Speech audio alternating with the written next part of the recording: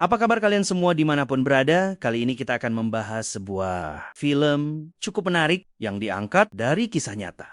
Pertaruhan hidup seorang penyelam yang terdampar di dasar laut lepas seorang diri tanpa oksigen. Tanpa berlama-lama, mari kita langsung saja menuju tempat kejadian perkara.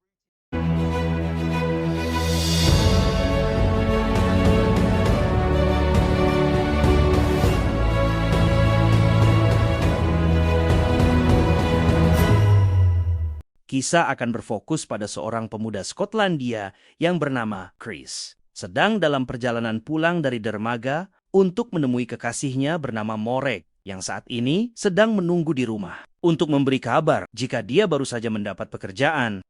Chris yang sudah lama menganggur karena belum punya pengalaman 20 tahun kerja, akhirnya mendapat tawaran pekerjaan dari perusahaan yang bergerak di bidang jasa pemeliharaan pipa gas yang terbentang sepanjang 20.000 mil di kedalaman hampir 1.000 meter di bawah permukaan laut.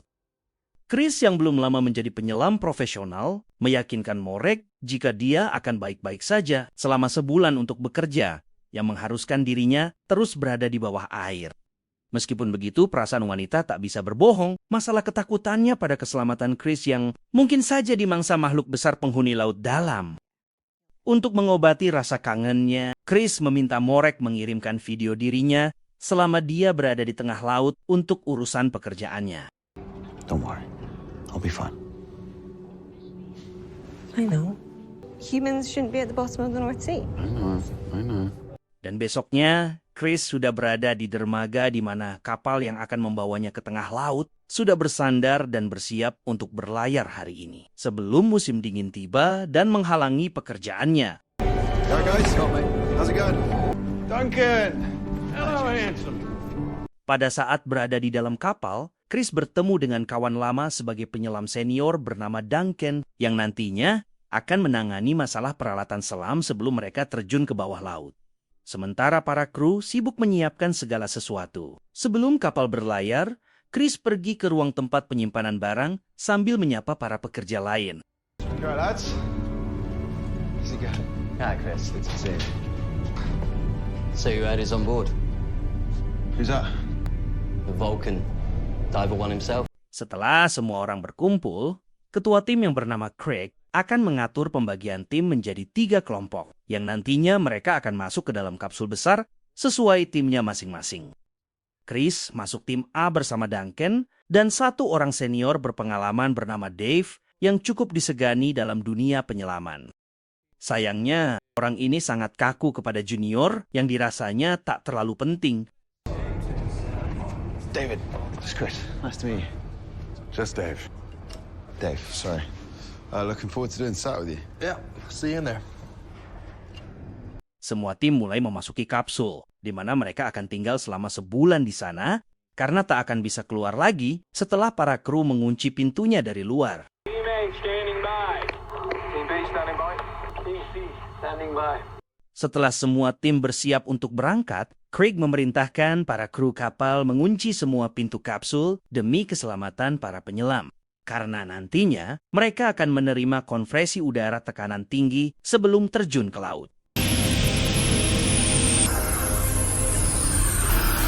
Never get used to this. What? Setelah persiapan selesai, akhirnya kapal mulai berangkat meninggalkan dermaga, menuju lautan lepas di mana stasiun gas bawah air berada. Sambil bersantai di dalam kapsul, Duncan mulai bercerita tentang masa lalunya sebagai penyelam profesional bersama Craig.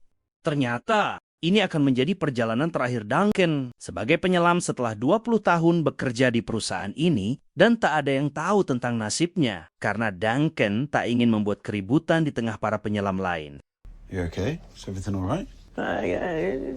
It'll be great. Have some free time. Setelah makan, Dave memilih untuk tidur meninggalkan Chris dan Duncan yang masih asik mengobrol. Chris bertanya mengapa dia tidak ikut jejak Craig yang sekarang menjadi penanggung jawab tim penyelam. Tapi Duncan hanya memberi alasan jika dia tak ahli dalam hal manajemen. Yang emang Duncan ini bukanlah orang yang suka berpikir keras dalam urusan mengurus para penyelam. Sementara itu, di luar memperlihatkan langit yang mulai gelap Terlihat Chris yang cengar-cengir nggak jelas ketika memutar video yang dikirimkan oleh Morek.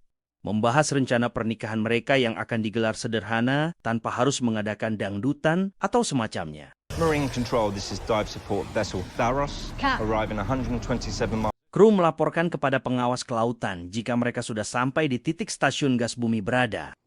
Kapten kapal mengonfirmasi kepada Crick jika mereka sudah berada di atas stasiun, yang nantinya para penyelam akan diterjunkan untuk melakukan perawatan. Coming over dive sites, turning into swell, next to the manifold. Locked on. Kru kapal sudah mengatur sistem secara otomatis untuk mengunci titik koordinat kapal agar tak terbawa arus gelombang besar yang terus menghantam kapal mereka. Crick memutuskan tim A yang akan turun lebih dulu memerintahkan mereka untuk melakukan persiapan. Di pintu bawah sebelum Crick menyuruh nyebur ke air. Team A entering wet pot for final dressing in. Got your knife, compass, your flares. Dave memperingati Chris untuk bekerja dengan baik dan ikuti petunjuk agar tidak salah eksekusi. Setelah semua penyelam masuk kapsul, para kru mulai bekerja menggerakkan derek untuk menurunkan kapsul yang berisi penyelam ke kedalaman laut yang dingin persis di atas stasiun gas berada. Eyes on. Starting descent. Duncan yang bertanggung jawab sebagai pengontrol para penyelam mulai membuka pintu di lantai dan mempersiapkan peralatan selam untuk penyelam pertama. Setelah selang oksigen disambungkan, Dave akan turun menjadi penyelam pertama di bawah 300 kaki di permukaan laut. Lalu disusul Chris sebagai penyelam kedua yang akan mendampingi Dave selama 6 jam ke depan di bawah laut yang gelap. Touchdown, diver 2. Bow, ready to the job? Setelah berada di bawah, Chris yang emang dasarnya buta map nggak tahu di mana keberadaan stasiun. Lalu melapor ke atas jika dia dalam masalah saat mencari koordinat yang tepat stasiun bawah laut. Tiba-tiba. It's this way. Setelah kedua penyelam sudah dekat titik yang sudah ditentukan, kapten kapal memerintahkan untuk menurunkan kabel daya yang nantinya mereka gunakan untuk menyalakan penerangan yang ada di manapol.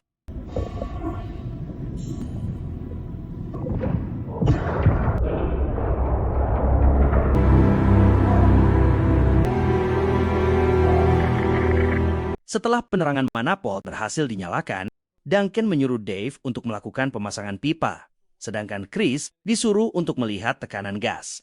Dan itu mengharuskannya untuk bisa masuk ke dalam celah tiang besar yang cukup sulit untuk dilewati. Sedangkan Crick sendiri memonitor semuanya dari layar untuk memastikan para penyelam melakukan pekerjaannya dengan benar. Tiba-tiba masalah datang dari kru yang mengabarkan jika hidroakustik kapal mati, yang dapat menyebabkan kehilangan posisi kapal untuk bertahan pada koordinat yang ditetapkan. We just lost our hydroacoustics. Are we still in position? Troubleshooting now.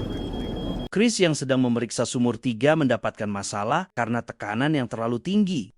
Kemudian Duncan menyuruhnya untuk menurunkan tekanan pada pipa dengan memutar keran menggunakan kunci yang dibawa Chris. Tiba-tiba, baling-baling kapal mulai berputar memberikan tanda buruk bagi penyelam jika situasi kapal saat ini sedang tidak baik-baik saja. Kru memberitahu kapten jika semua pendorong otomatisnya mati secara bersamaan, dan itu menandakan mereka harus melakukannya secara manual agar posisi kapal tidak banyak berubah, atau para penyelam akan menemui mimpi buruk di dasar laut. The ship is moving. Get out of the manifold right now.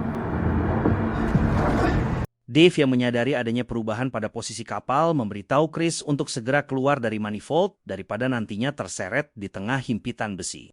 Situasi semakin buruk ketika sistem yang sedang berjalan tiba-tiba mati secara bersamaan dan membuat para kru kehilangan kontrol kapal. Abort! Abort! Losing everything here. Cap, we're drifting out of control. Crick menyuruh Duncan mengulur semua tali pusar para penyelam agar mereka tidak ikut terseret. Dave dan Chris bergegas naik ke atas manifold menggunakan tali pusar untuk mendekati bel atau kapsul kecil di mana Duncan mengontrol para penyelam. Tiba-tiba,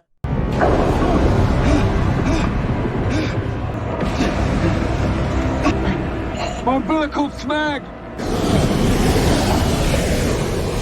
tali pusar milik Chris tersangkut di tiang besi yang membuatnya semakin panik sambil menarik tali pusar sekuat tenaga karena sebentar lagi kapal akan bergerak.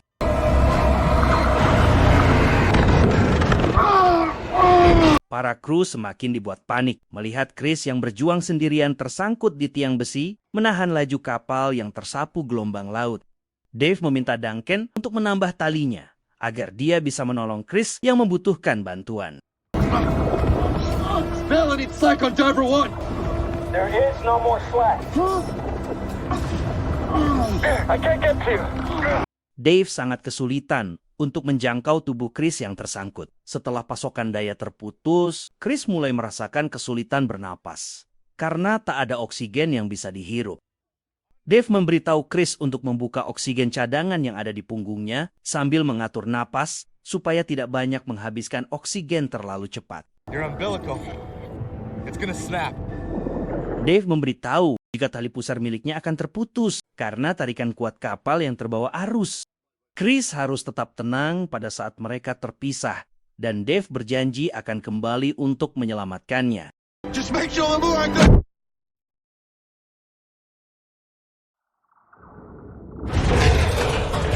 Crick memberitahu kapten jika Chris hanya memiliki waktu 10 menit sebelum oksigen yang ada di punggungnya habis. Dia harus segera diselamatkan kalau tidak mau tewas di dasar laut.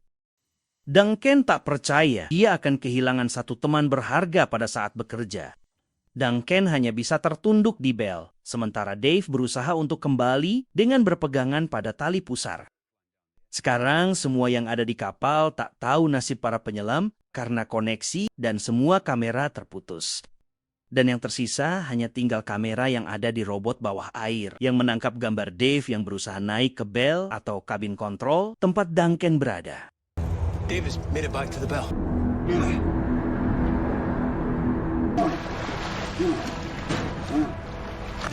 What happened? He's gone.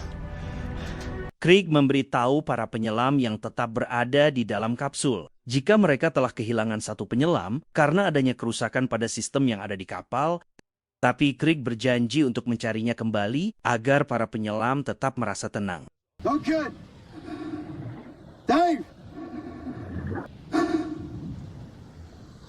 Sekarang oksigen yang tersisa tak lebih dari 8 menit lagi sebelum benar-benar habis. Chris menyalakan suar sebagai penerangan jalan sambil memanggil kedua rekannya yang sudah jauh tersapu gelombang. Yang bisa dilakukan Chris saat ini adalah kembali naik ke puncak manifold sesuai yang diperintahkan oleh Dave untuk dapat memudahkan evakuasi.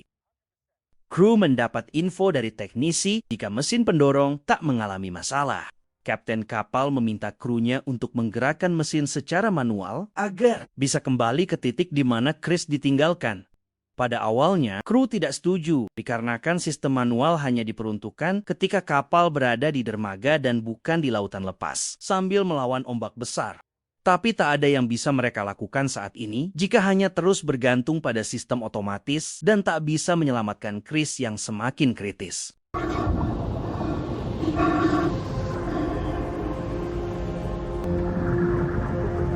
Setelah menemukan manifold, Chris mencari jalan untuk bisa memanjat ke atas. Dengan meninggalkan suar yang masih menyala, Chris berusaha merangkak secara perlahan melalui dinding besi yang berlubang. Chris akhirnya bisa sampai ke atas manifold sambil membawa suar baru untuk membantu melihat keadaan di sekitarnya. Chris,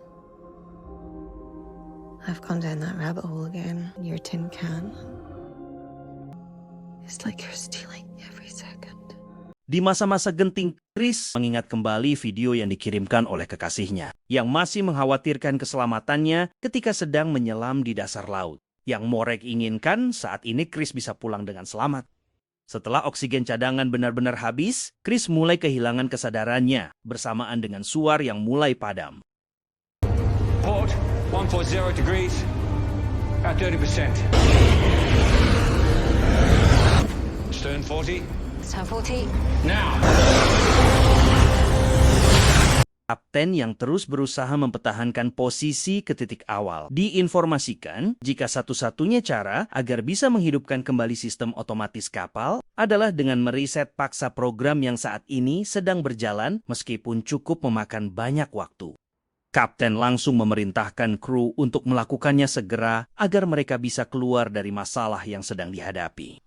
Sambil menunggu sistem yang sedang diperbaiki, kru lain menggunakan robot bawah air untuk mencari keberadaan Chris secara manual. Closing. Can anyone see anything? Setelah cukup lama mencari di dasar, Crick menyuruh kru untuk beralih ke atas manifold seperti yang terakhir terlihat oleh kamera. Dan benar saja, mereka langsung menemukan Chris yang saat ini sedang kejang-kejang kesakitan karena mulai kehilangan oksigen di otaknya. He's still alive. His eyes are closed. Seorang kru yang berada di ruang CPU berusaha mencari sumber masalahnya, mengabarkan jika masalahnya ada pada CPU yang membutuhkan waktu lama untuk dihidupkan kembali. Jadi kru meminta persetujuan kapten untuk menyambung kabel secara langsung tanpa harus melalui startup CPU. Are you sure you can patch it back correctly? I can do it. DPO, go ahead, do it. Kru yang satu ini malah melamun sambil melihat keadaan Chris yang sedang sekarat. Crick berinisiatif agar robot bisa digunakan untuk menarik Chris ke atas. Siapa tahu nyawanya masih bisa diselamatkan. Si kru tidak bisa melakukannya, sebab robot tidak difungsikan untuk menarik makhluk hidup karena dinilai terlalu berbahaya. But these lads are my responsibility. I'm going to take the controls. Crick tak bisa menunggu terlalu lama saat bawahannya berada dalam bahaya dan akan menggantikan kru agar bisa menarik Chris dari sana. Crick berusaha tenang mengendalikan robot dan mencari cincin yang bisa ditarik oleh robot.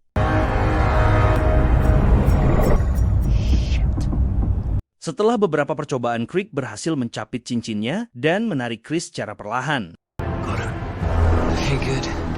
Masalah baru muncul lagi setelah tahu jika Chris mengaitkan karabiner pada besi manifold sebelum kehilangan kesadaran yang membuat dirinya tak bisa ditarik ke atas. Sambil menunggu perbaikan selesai, Duncan menceritakan ketika pertama kali dirinya bertemu dengan Chris pada saat misi penyelamatan perahu nelayan yang karam. Mereka hanya bisa menemukan satu mayat nelayan dan yang lainnya hilang entah kemana. Setelah sekian lama melakukan pencarian, akhirnya tim penyelamat memutuskan untuk menghentikan pencarian daripada harus menghabiskan uang untuk pencarian mayat yang entah ada di mana. Kemudian dia datang ke keluarga korban untuk memberikan kotak sepatu beserta barang milik korban untuk istrinya. Dan tentunya dia tidak ingin hal serupa dia lakukan untuk memberi Morag barang-barang milik Chris. I'm not giving Morag a shoebox. We're not going to give up on him. Kru kapal berusaha memperbaiki kerusakan dengan mengganti aliran kabel. Dan setelah selesai, langsung menyambungkannya lagi.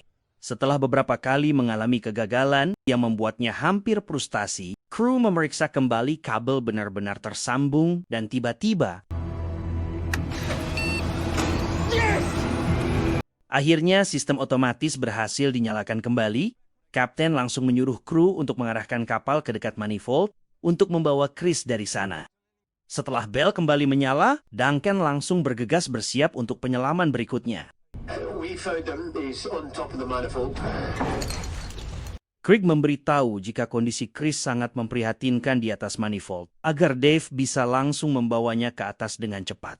Setelah mengatur jarak bel menjadi lebih dekat lagi, Dave langsung turun dan mengaitkan karabiner, menariknya ke atas menggunakan tali pusar.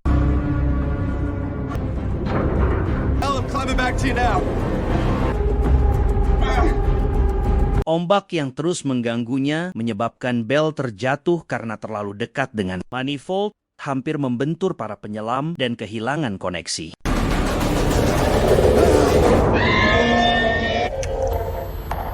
Duncan memberi instruksi pada Dave yang sedang bersusah payah memanjat tali pusar agar mengikuti arus supaya tidak terlalu membebaninya. Sambil berpacu dengan waktu di tengah ombak yang terus menghantam kapal, Dave berusaha naik sekuat tenaga. Semua kru yang berada di kapal hanya bisa menonton Dave yang sedang berjuang membawa beban berat sambil memanjat. Setelah sekian lama berjuang sendirian, akhirnya Dave berhasil mencapai sangkar sambil menggusur tubuh Chris. Meminta Duncan menurunkan derek untuk mengangkat Chris naik ke atas.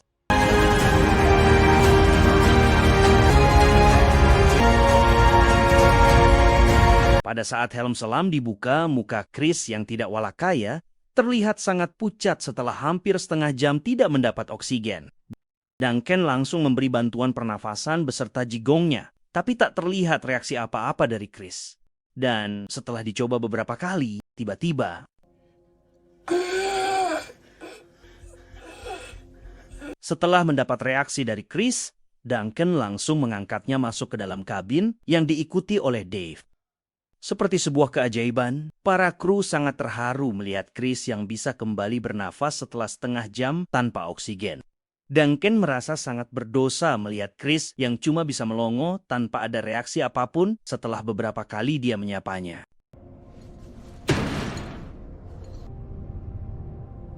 Come on, buddy.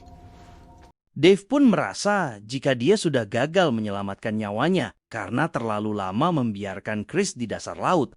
Ketika Duncan dan Dave berusaha untuk saling menguatkan perasaan mereka yang sedang bersedih, tiba-tiba Dave.